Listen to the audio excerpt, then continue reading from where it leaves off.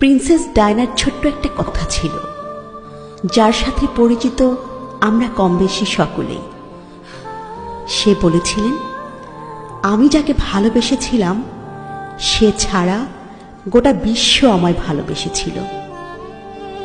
সৌন্দর্য, ব্যক্তিত্ব কিংবা আভিজাত্য কোনো কিছু দিয়েই প্রিন্সেস ডায়নাকে পেছনে ফেলবার মতো কেউ তার মৃত্যুর এত বছর পরও আসেনি।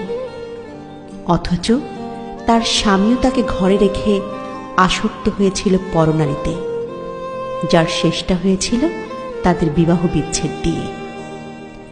তোমরা অনেকেই বলো না, গুছিয়ে না চললে, নিজেকে সাজিয়ে না রাখলে পুরুষ হাতছাড়া হয়ে যায়।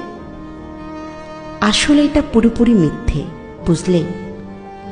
যার মানসিকতা নোংরা তার ঘরে হুর থাকলেও সে কাজের মেয়ের পেছনে ঘুরে বেড়ায়, আর যার মানসিকতা পরিষ্কার সে দিনের পর দিন শত শত সুন্দরী নারী উপেক্ষা করে শুধুমাত্র তার স্ত্রীর কথা ভেবে।